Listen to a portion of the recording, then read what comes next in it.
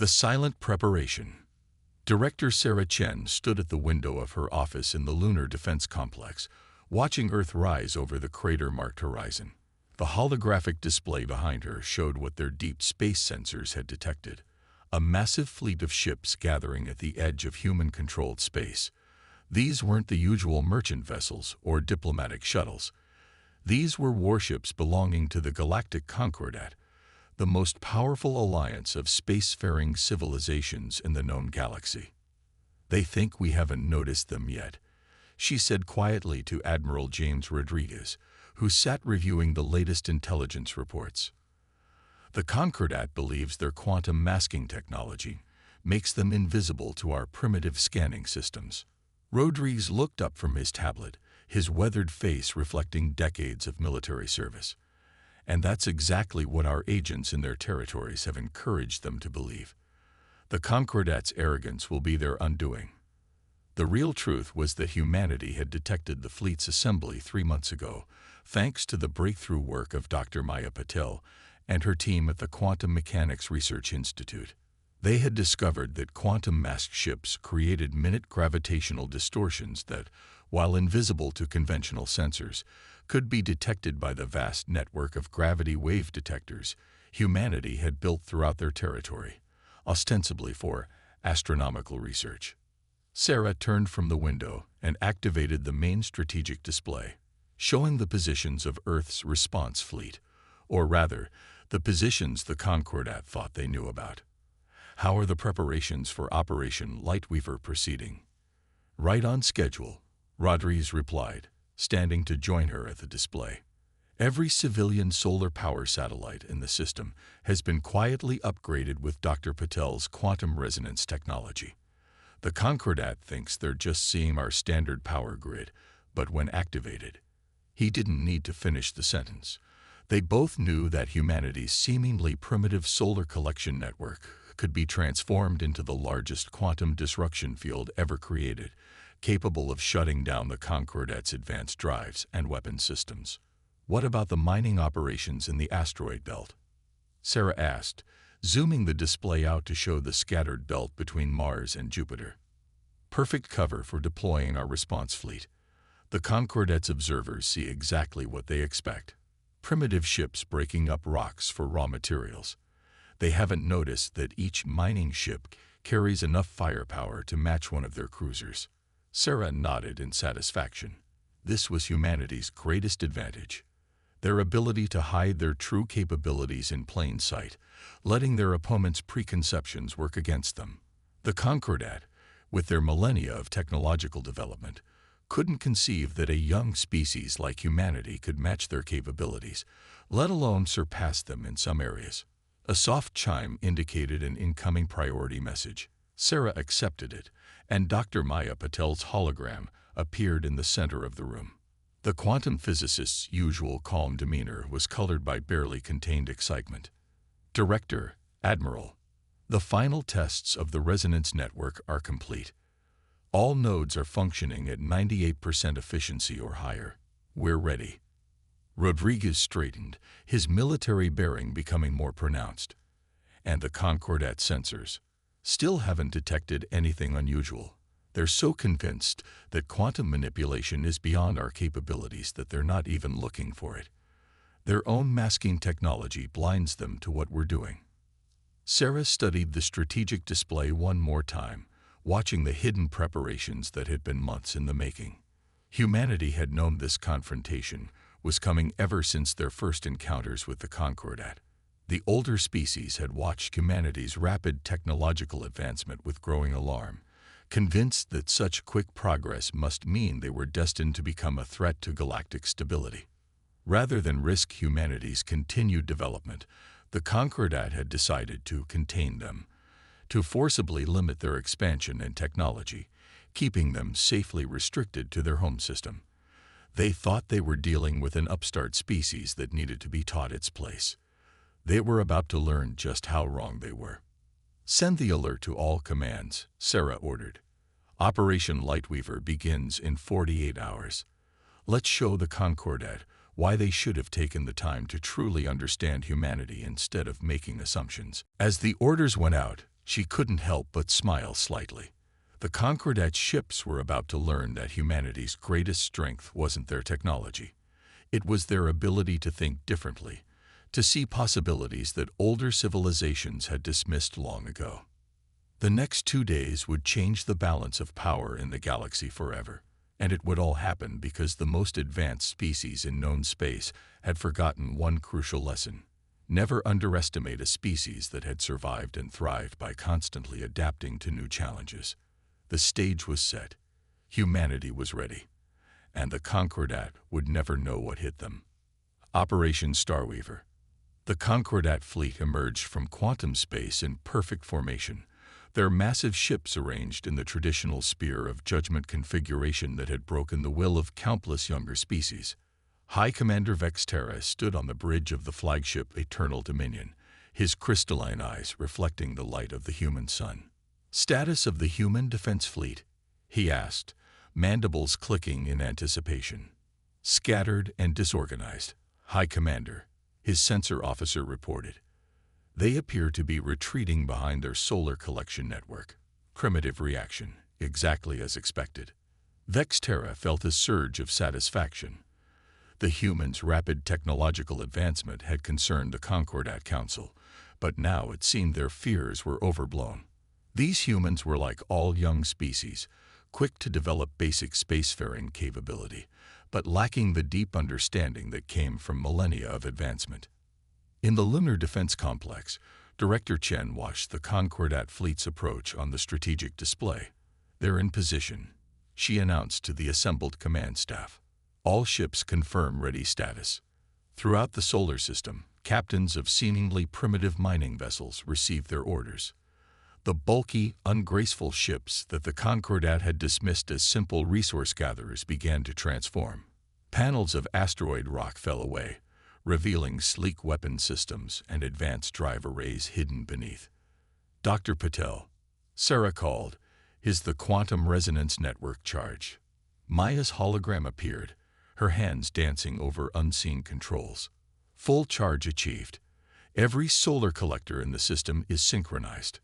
The Concordat ships are about to lose their quantum masking and drive capabilities." Admiral Rodriguez stepped forward.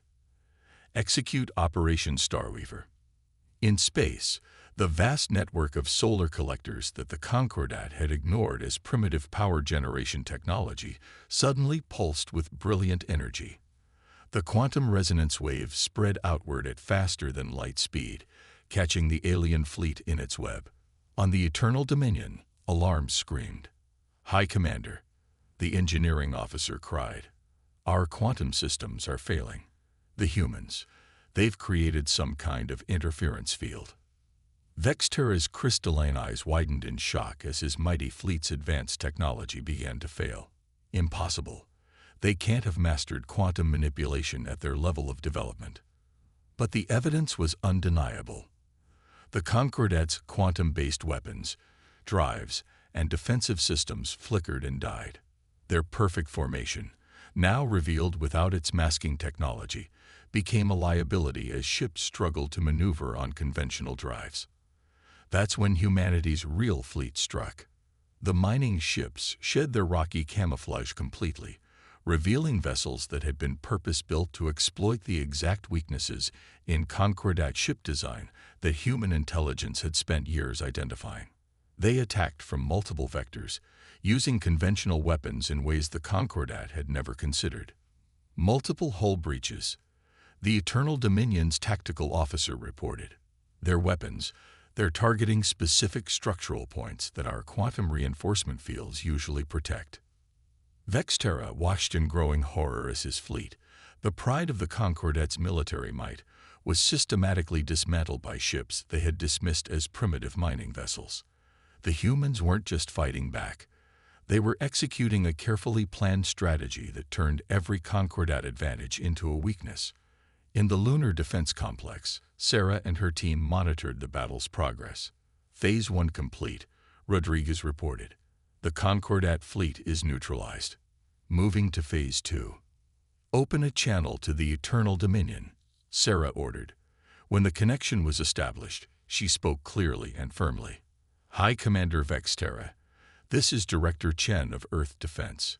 Your fleet is disabled and vulnerable. You came here expecting to find a primitive species in need of containment. Instead, you've discovered that humanity's strength lies not in the age of our technology, but in how we use it. She paused, letting the message sink in. We're transmitting coordinates for a safe retreat vector. You may withdraw your forces under escort from our space. The Concordat Council should understand this message clearly. Humanity will not be contained, controlled, or underestimated. As the Concordat fleet limped away under the watchful eyes of Earth's ships, Maya appeared again in the command center. The quantum resonance network performed better than our simulations predicted, she reported. We could have held them here indefinitely. Sarah nodded, but letting them return sends a stronger message. The Concordat needs to understand that humanity isn't just another young species to be controlled. We think differently, adapt faster, and see possibilities that they've forgotten to look for. They'll be back, Rodriguez warned. The Concordat won't accept this defeat easily. No, Sarah agreed, they won't. But next time they'll come with different assumptions about humanity's capabilities. And by then, she smiled slightly. By then, we'll have even more surprises waiting for them. As Earth's fleet resumed their disguised positions and the solar collection network returned to its seemingly mundane power generation role, the message was already racing through quantum space to the Concordat Council. Humanity had revealed capabilities that should have been impossible for their level of development. They had turned simple power collection technology into a weapon that neutralized quantum systems. They had hidden a battle fleet in plain sight. The galaxy was about to learn that humanity's greatest weapon wasn't their technology. It was their endless capacity to innovate and adapt. The Concordat had wanted to contain humanity's development. Instead, they had only proven why that was impossible. The adaptive defense. The Concordat Council chamber was in uproar. The massive amphitheater, designed to host representatives from thousands of species, echoed with angry voices and demands for action. High Commander Vexterra stood before them, his crystalline form dimmed with shame as he concluded his report on the failed containment operation. The humans didn't just defeat us, he finished. They revealed capabilities that our best scientists claimed were impossible for their level of development. They turned their entire solar collection network into a quantum disruption field. First speaker Ixel, representing the eldest species in the Concordat, rose from her floating platform. This failure is unprecedented. Humanity must be dealt with before other young species learn from their example. We will commit the combined fleet. In the Lunar Defense Complex, Director Chen reviewed the intelligence reports with growing concern. The quantum listening posts humanity had secretly scattered throughout nearby systems were picking up massive fleet movements.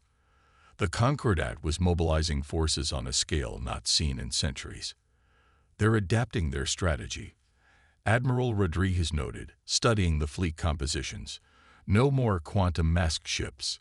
They're bringing in their heaviest conventional warships, vessels that don't rely on quantum technology. Dr. Maya Patel's hologram appeared, her expression both worried and excited. The quantum resonance network won't be as effective against their new approach. But she smiled. That's exactly why we developed Project Mirror. Sarah turned to the hologram. Is it ready? We've successfully tested the prototype. Every civilian communications satellite in Earth orbit has been quietly upgraded with the new metamaterial coding. We can begin mass production for the rest of the system immediately. The next month saw a flurry of activity throughout human space. To outside observers, it appeared that humanity was frantically preparing conventional defenses, building missile platforms, deploying minefields, and strengthening planetary shields. The Concordat's observers reported everything exactly as expected from a young species facing overwhelming force.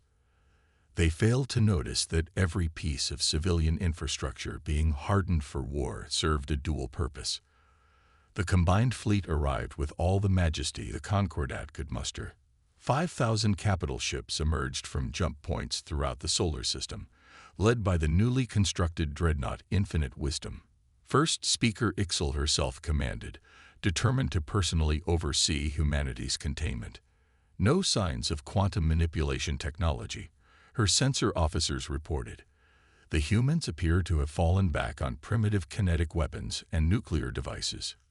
Ixal's tendrils rippled with satisfaction. They expended their greatest weapon in our first encounter. Now they faced the true might of the Concordat. Begin the advance. The massive fleet moved forward in perfect formation. Ships of every major species in the Concordat had contributed to this force, each bringing their own unique technological advantages. They were prepared for every known form of warfare. They weren't prepared for what happened next. Project Mirror activated. Maya reported in the Lunar Defense Complex. Every communications satellite in Earth orbit suddenly transformed. The metamaterial coating that had seemed like simple radiation protection revealed its true purpose. Each satellite became a perfect reflector, not just of light, but of energy weapons. The Concordat fleet opened fire with their main batteries, expecting to overwhelm Earth's defenses with sheer firepower. Instead, their energy beams struck the satellite network and reflected back at their own ships, multiplied and focused by the precisely arranged orbital network. Impossible, Ixal cried as the first wave of ships fell to their own weapons. Redirect fire. Target those satellites. But the satellites were already moving, shifting positions in an intricate dance choreographed by quantum computers hidden in the asteroid belt. Each movement created new reflection patterns, turning the Concordat's overwhelming firepower against them. That's when humanity revealed their final surprise. The civilian ships that had been evacuating the outer colonies suddenly turned around. They weren't refugee vessels. They were carriers, filled with thousands of small, highly maneuverable fighters that no one had ever seen before. Launch the swarm, Sarah ordered. The fighters emerged by the thousands, each piloted by an AI that could react faster than any organic being. They darted between the capital ships, exploiting gaps in their defenses that only humanity's unique approach to combat algorithms had identified. They'd weaponized their entire civilian infrastructure. Ixal realized too late. Every piece of technology we dismissed as primitive or defensive has a dual purpose, Sarah completed, broadcasting on all frequencies. That's humanity's true strength, First Speaker. We don't build technology for a single purpose. Everything we create can be adapted, modified, repurposed. You thought containing us would prevent us from advancing. Instead, you forced us to become more innovative than ever. The battle that followed would be studied for centuries. The combined fleet, for all its power, found itself fighting an enemy that turned every attack back against them. The satellite network reflected their energy weapons. The fighter swarm exploited weaknesses in their formations. And the entire time, humanity's primitive kinetic weapons struck with uncanny precision at weak points that only an AI could have calculated. When it was over, the mighty combined fleet retreated in disarray, leaving behind hundreds of disabled ships and shattered preconceptions about humanity's capabilities. In the aftermath, as Earth's defense forces began standing down their emergency measures, Sarah stood at her familiar window in the lunar complex. They'll have to reconsider their entire approach now, she said to Rodriguez and Maya's hologram. The Concordat won't give up, Rodriguez warned. No, Sarah agreed, but they'll have to start thinking differently, and that's exactly what we wanted, because once they start questioning their assumptions about us, they might finally be ready to talk as equals, Maya finished. The stars shone steadily through the window, bearing witness to a truth the Concordat was finally beginning to understand. Humanity's greatest weapon wasn't their technology or their tactics. It was their fundamental ability to look at any problem from new angles, to repurpose and adapt, to turn apparent weakness into unexpected strength. The galaxy was changing, and humanity had proven they would help shape that change, whether the older species were ready or not. Breaking point. The Concordat's emergency council session had been running for 3 days without break. The massive chamber, usually a model of ordered debate, had devolved into factions. First Speaker Ixel watched from her elevated platform as ancient alliances threatened to shatter over a single question: what to do about humanity. Ambassador Kentry of the Meridian Collective, his holographic form shimmering with agitation, addressed the council. Twice we have attempted to contain humanity. Twice they have demonstrated capabilities that defy our understanding of technological progression. We must consider the possibility that our assumptions about them are fundamentally flawed. Heresy, shouted Representative Zox of the Arxian Empire. The Concordat has guided the development of young species for millennia. Our methods are proven. Humanity is simply aberrant. They must be contained, no matter the cost. In the Lunar Defense Complex, Director Chen reviewed the quantum intelligence feeds with growing interest. The hidden network of sensors humanity had spread throughout Concordat space was picking up unprecedented diplomatic traffic. The Meridians are formally withdrawing from the combined fleet, she reported to Admiral Rodriguez and Dr. Patel's hologram.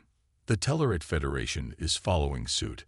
The Concordat is fracturing over how to deal with us. As predicted, Rodriguez noted, but the Hardliners are consolidating their forces. The Arxians and their allies are preparing for another attack, even without full Concordat support. Maya's hologram gestured, bringing up new technical data. They're adapting again. Their new fleet configuration suggests they finally realized we can turn their energy weapons against them. They're switching to purely kinetic weapons, gravity bombs, and dimensional shears. Sarah smiled slightly, just as we hoped. Admiral, is the Lazarus grid ready? Full coverage of all major orbital lanes, Rodriguez confirmed. The automated construction ships finished the last node yesterday. As far as their sensors can tell, we're just rebuilding our defensive satellites after the last battle. The Lazarus grid was humanity's latest innovation, but unlike their previous defensive systems, this one had been purpose-built for a single decisive moment. The Concordat would never see it coming because they had never imagined such a technology was possible. In Concordat space, the Arxian war fleet assembled. Their new flagship, the Planet Breaker, lived up to its name, a massive vessel built around a weapon designed to crack worlds. Representative Zox had committed his species' entire military might to this final attempt at containing humanity. But as the fleet prepared to depart, a delegation of Meridian scientists requested an emergency audience with the Concordat Council. Dr. Senna, the Meridian's leading genotechnologist, presented their findings. Our analysis of human technology reveals something extraordinary, she explained, her tentacles weaving patterns of excitement. They don't follow our linear path of technological development because they don't think like we do. Where we perfect a technology before moving forward, they create primitive versions of advanced concepts and find innovative ways to make them work. What are you suggesting? First Speaker Ixel demanded. That humanity might possess technological insights we have missed. Their quantum resonance network. It's crude by our standards, but it works in ways our theories said were impossible. They're adaptive computing. Primitive compared to our AI, but capable of intuitive leaps our systems can't match. In the lunar complex, Sarah watched the council broadcast with satisfaction. The Meridians are starting to understand. How long until the Arxian fleet arrives? 6 hours, Rodriguez reported. They're not even trying to hide their approach this time. Full sublight drive, minimal maneuvering. They're counting on overwhelming force. Maya's hologram flickered with concern. The Lazarus grid is our most experimental system yet. If it works, when it works, Sarah corrected. Humanity has always advanced by taking risks, by trying what others thought impossible. That's what the Concordat never understood about us. The Arxian fleet arrived with the subtlety of a supernova. 10,000 ships, led by the Planet Breaker, emerged from hyperspace in perfect attack formation. Their kinetic weapons were primed, their gravity bombs armed, their dimensional shears spinning up to full power. Representative Zox's transmission was brief. Surrender your technology and accept containment, or we will reduce your worlds to asteroids. Sarah's response was equally short. We choose neither. Humanity will chart its own course among the stars. The planet breaker fired its main weapon, a gravitational beam designed to tear planets apart. At the same moment, humanity activated the Lazarus Grid. What happened next would be debated in scientific circles for centuries. The grid didn't just stop the attack. It caught it, held it, and transformed it. The very fabric of space-time seemed to twist as the Archean fleet's own weapons were caught in a web of quantum-enhanced gravitational fields. Impossible. Sox screamed as his mighty fleet found itself trapped in a maze of its own warped space. This defies all known physics. No, Sarah replied, broadcasting to the fleet and the watching Concordat Council. It only defies your assumptions about what's possible. The Lazarus Grid uses principles your scientists dismissed centuries ago because they didn't fit your established theories. Humanity looked at the same principles with fresh eyes and found potential you had forgotten existed. The Archean fleet hung helpless in space, their own weapons creating a prison they couldn't escape. And in the Concordat Council chamber, the balance of power finally shifted. Dr. Senna addressed the council again. We've been asking the wrong question. Instead of how to contain humanity, we should be asking what we can learn from them. Their unique perspective might be exactly what our civilization needs to break free from millennia of technological stagnation.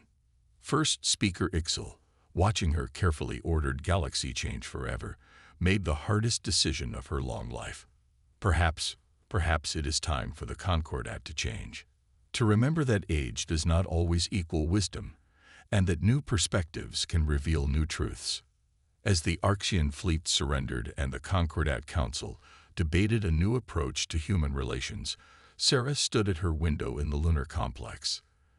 The Earth rose over the horizon, as it always had, but the galaxy it faced was changing. We never wanted to fight them, she said quietly. We just wanted them to understand that humanity's place in the galaxy couldn't be contained by their expectations. The message was finally getting through. The galaxy was about to enter a new era, one where the wisdom of age would learn to work with the innovation of youth, and humanity, as always, would help lead the way into that uncertain but promising future. A new understanding. The Great Hall of Collaboration, newly constructed in lunar orbit, sparkled under the light of Earth's sun. The massive structure represented something unprecedented in Concordat history. A space where ancient and young species could meet as equals to share knowledge and perspectives. Director Sarah Chen stood at the central podium, facing representatives from over 500 spacefaring civilizations. The Archean ships still hung in the Lazarus Grid's gravitational web behind Earth, a quiet reminder of how much had changed in the past month. For too long, she began, the galaxy has been divided between teachers and students, between old and young. The Concordat believed this was the natural order, that younger species must be guided, controlled, and sometimes contained for their own good. First speaker Ixel floated on her platform nearby, her ancient form radiating a new kind of wisdom. The wisdom to admit when change was needed. We were wrong, she acknowledged, her words echoing through the hall. In trying to contain humanity, we nearly destroyed something precious, a new way of seeing the universe. Dr. Maya Patel stepped forward, her hologram now linked to similar projections of scientists from dozens of species. The quantum resonance network that surprised the Concordat. It works because we approached quantum mechanics from a completely different direction. The Lazarus Grid. It exists because we weren't bound by traditional theories about what was impossible.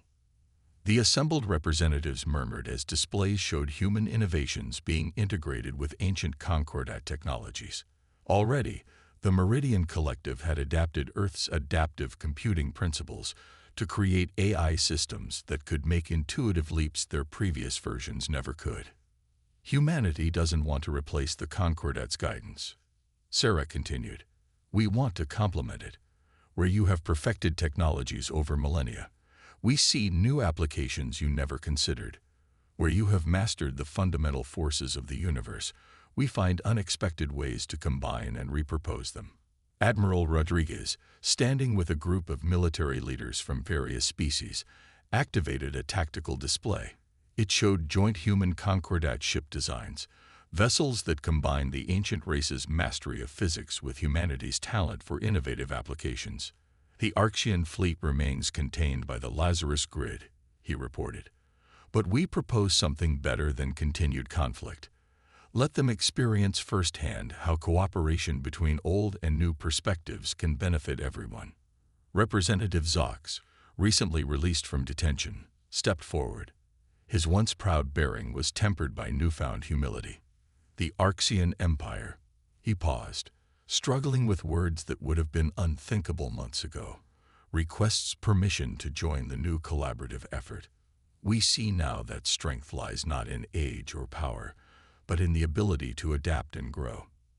Sarah nodded in acknowledgement.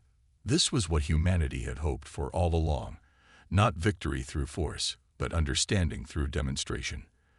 The Lazarus Grid powered down, releasing the Archean ships from their gravitational prison. Dr. Senna of the Meridians activated a new holographic display, showing the results of combined human concordat research projects. Already, our collaboration has yielded breakthroughs that neither of us could have achieved alone. Humanity's fresh perspective has revealed new applications for technologies we thought were fully understood. And the concordat's deep knowledge has helped us refine our innovations. Maya added, together, we're breaking through boundaries that neither of us could cross separately. First speaker Ixel raised her appendages in the traditional gesture of unity. Let this day mark a new chapter in galactic history. The Concordat will no longer be just teachers, we will also be students, and humanity will not be contained, but welcomed as partners in exploration and discovery. Sarah turned to look at Earth, visible through the hall's transparent dome. We stand at a turning point, she said, not just for humanity or the Concordat, but for all species who dream of the stars. Together, we can create a future that none of us could have imagined alone. The Great Hall erupted in approval as representatives from ancient and young species alike came together to sign the new Galactic Charter of Collaboration. The document enshrined a revolutionary principle, that progress comes not from age or power, but from the sharing of diverse perspectives and approaches. In the days that followed, ships from across the galaxy arrived at Earth, not to threaten or contain, but to learn and share. The Lazarus Grid was repurposed as a research tool, its unique manipulation of space-time offering new insights into the fundamental nature of the universe. Admiral Rodriguez oversaw the integration of human tactical innovations with Concordat military doctrine, creating defense strategies that emphasized adaptation and innovation over raw power. The Archeans, once humanity's fiercest opponents, became eager students of Earth's approach to strategic thinking. Dr. Maya Patel and her counterparts from other species established the Quantum Collaboration Initiative, a project dedicated to combining different cultural and technological approaches to understanding the universe's deepest mysteries. And in her office in the Lunar Defense Complex, Sarah Chen looked out at the growing activity around Earth with satisfaction. Humanity had earned its place among the stars not through force of arms, but by demonstrating that true strength lies in the ability to think differently, to adapt, and to see potential where others saw only limits. The galaxy was changing, growing, evolving. And at the heart of that change was a truth that would reshape civilizations. The future belonged not to those who clung to old ways or relied on overwhelming force, but to those who could adapt, innovate, and see the universe through new eyes. Humanity had not just survived its trial by fire. It had helped forge a new way forward for all species. The stars no longer represented a frontier to be contained, but a vast field of possibilities waiting to be explored by old and young alike, each contributing their unique perspective to the greatest collaboration in galactic history. The age of containment was over. The age of innovation had begun.